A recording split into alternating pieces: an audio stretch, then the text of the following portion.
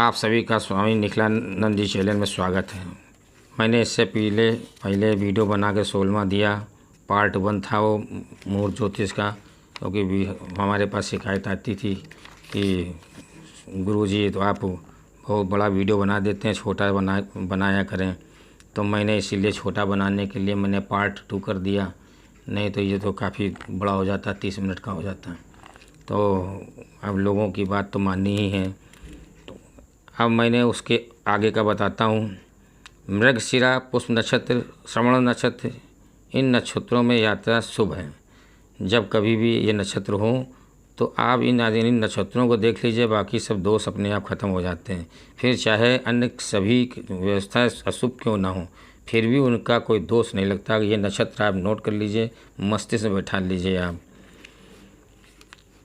जब और एक बात और भी है कि आपका जब बहुत मनोबल बना हो कि नहीं मुझे यात्रा करनी ही करनी है, तो उसमें यात्रा कर लेना चाहिए। इच्छा शक्ति से भी बहुत से दोष कट जाते हैं, लेकिन यात्रा करने से पहले जय गुरुदेव की जय, पूजनी माता जी की, दादा गुरुदेव जय, दादा गुरुदेव सच्चिदानंद जी की जय, और धर्म आदि पुरुषों की जय, आदि शक्तियों की जय, और मातृ शक्तियों की जय, धर्म की जय हो, धर्म का नाश हो, प्राणियों में सद्भावना हो, सनातन धर्म का विस्तार हो, सनातन धर्मियों का कल्याण हो, मेरे देश का कल्याण हो, हर हर महादेव।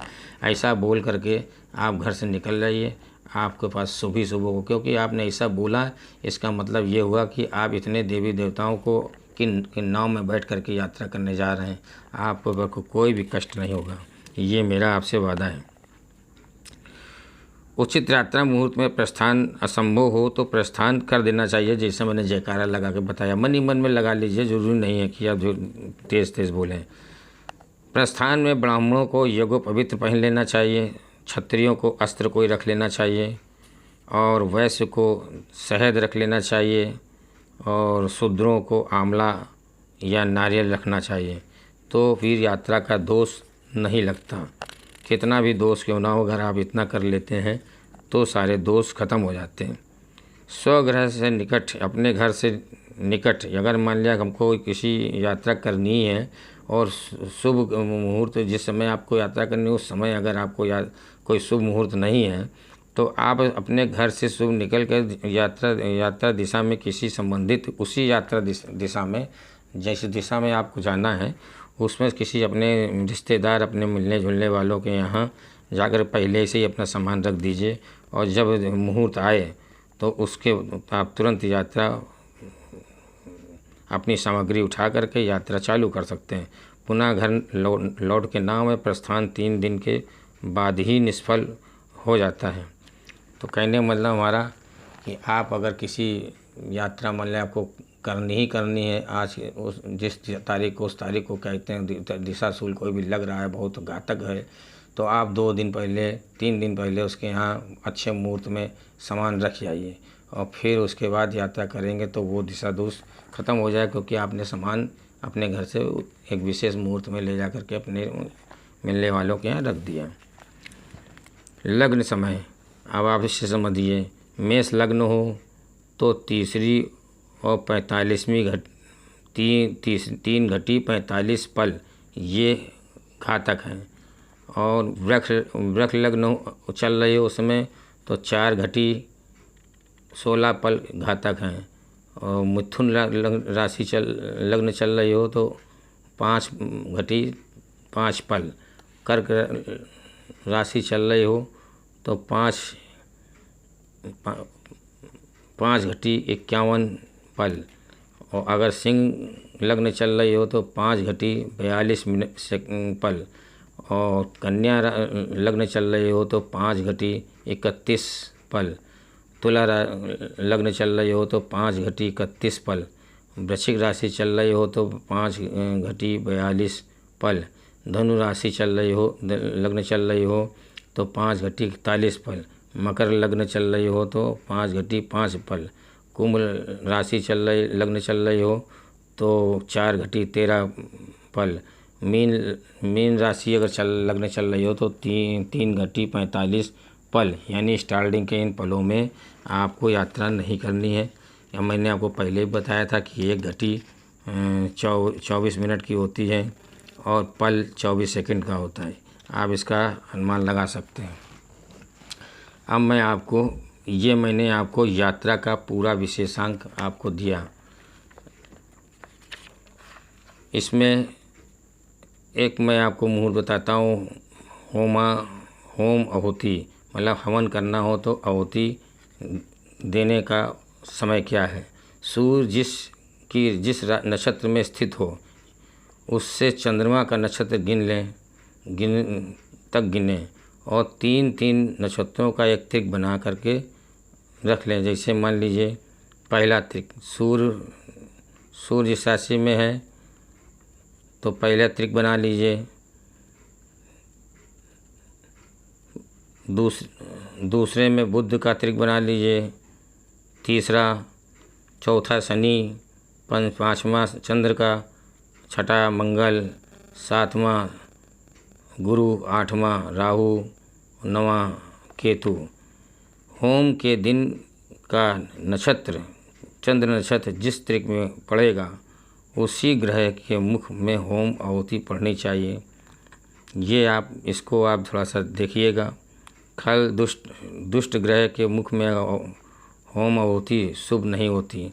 तो जिस समय चंद्र नक्षत्र हो जो होम के दिन, उस नक्षत्र में ही आप आहुति डालें। ठीक है। मूल दिशा आषाढ़, भाद्रपद, अश्विनी और माघ में मूल का निवास स्वर्ग में होता है।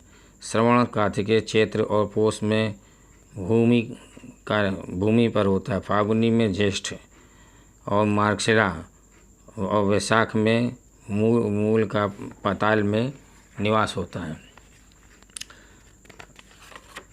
अब मैं मूल के बारे में आपको बताता हूँ कि मूल अश्लेषा नक्षत्र में अगर मूल हो तो मूल के प्रथम चरण में जन्म हो तो पिता का नाश हो जाता है। द्वितीय चरण में हो तो माता का, तृतीय चरण में हो तो धन का, चतुर्थ चरण में हो तो समस्त सुख की प्राप्ति होती है। बच्चा अगर जन्म लेता है तो इन चरणों में अगर जन्म लेता है तो मैंने बता दिया। अगर चतुर्थ चरण में हो तो समस्त सुख की प्राप्ति होती है। अश्लेषा के पहले चरण में जन्म हो तो सुखदायक है। दूसरे में धन नाश, तीसरे में माता का नाश, चौथे में पिता का नाश। मूल अश्लेषा की शांति करने से उपयुक्त दोष सब शांत हो जाते हैं। तो आप इसकी शांति करा लीजिए, सब दोष शांत हो जाएंगे।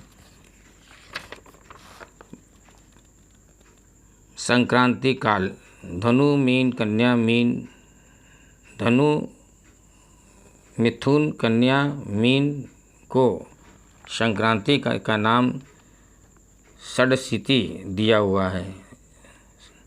मुख है ये। तुला, मेष की संक्रांति का नाम विषुप है तथा सिंह, वृश्चिक, वृक्ष, कुंभ संक्रांति का नाम विष्णुपदा है।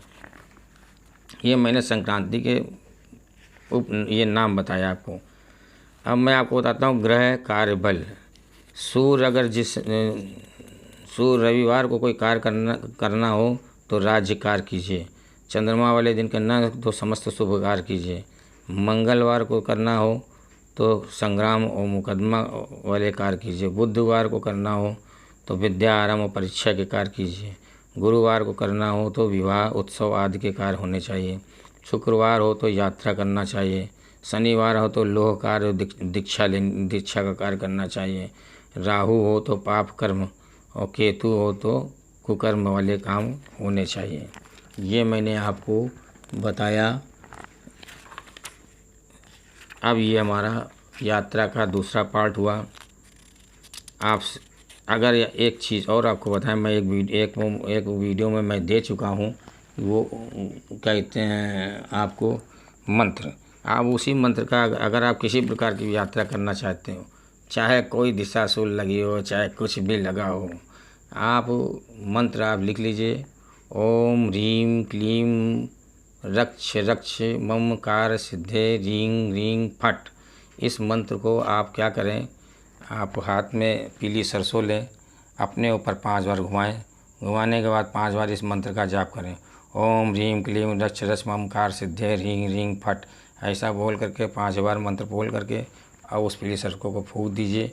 फूंकने के बाद आप जिस दिशा की तरफ आपको जाना हो उस दिशा की तरफ आप इसको फेंक दीजिए। फिर पीछे मोड़ करके आपको देखना नहीं है।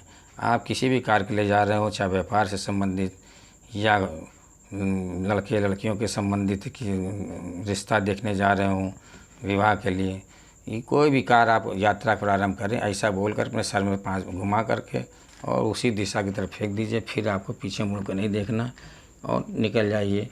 और फिर मन में आप अपने जयकार ईश्वर का ध्यान करते हुए पूज्य गुरुदेव की जय, पूजनी माता जी के, दादा गुरुदेव सच्चिदानंद महाराज की जय, और आदि शक्तियों की जय, आदि पुरुषों की जय, आदि मातृ शक्तियों की जय, धर्म की जय हो, धर्म की जय हो, धर्म का नाश हो, प्राणी में सद्भावना हो, सनातन धर्म का विस्तार हो, सनातन धर्मियों का कल्याण हो, मेरे देश का कल्याण हो। ओम हर हर हर हर हर महादेव, ऐसा बोल करके इन जयकारे रूपी नाव में बैठ करके आप यात्रा कीजिए। ईश्वर आपका भला करेगा, सभी दृष्टियों से आपको पूर्णता मिलेगी। ये मैंने आपको विधि जो बताई सर्वोच्च विधि है। हनुमान जी जब भी कोई भी कार्य करते थे तो अपने इष्ट को, यानी कि प्रभु राम को जय श्री राम बोल करके ही यात्रा करते थे। उसी प्रकार से अगर आप उस यात्रा इन जयकारों को लगा करते हैं तो ये मान के चलिए कि जिस समय आप निकल रहे हैं घर से उस समय एक लग्न बनती है। उस लग्न में अगर कोई दोष होगा तो आप इस जयकारे में जो है आप की नाव में बैठ करके यात्रा करेंगे तो उस लग्न का दोष आपको छू नहीं सकता। यात्रा में कोई भी दोषों को छू नहीं सकता आपको। ये मेरी गारंटी है, मेरा निजी अनुभव है जीवन का। मैं बड़ी बड़ी सी समस्याओं से निकल के आया हूँ, मैंने इन विधि को अपनाया है और मंत्र का जब इस्तेमाल किया तो मेरे काम बने ही हैं, बिगड़ सकते ही नहीं। ये मैंने आपको एक यात्रा निधि दी, आप इसको पालन करें और देखें कहाँ तक प्रामाणिक है। और मैं तो समझता हूँ कि जो ऋषि मुनियों ने हमको देन दी है, ये कोई मेरा ज्ञान नहीं है, ये ज्ञान पूरी पृथ्वी पर, पूरे ब्रह्मांड में ऋषि मुनियों की देन है। उन्होंने ध्यान लगा करके हमको दे दिया। अब यही ज्ञान एक ही है, मुख अनेक हैं, कई मुख से ये ज्ञान प्राप्त होता रहता है, लेकिन ज्ञान एक ही है। चाहे वो हमारे गुरु जी बताएं या हम बताएं या किसी के गुरु बताएं, लेकिन ज्ञान एक ही है। बस फ़र्क इतना है कि मुख अलग अलग हो गए, इसलिए ज्ञान गलत नहीं हो सकता। आप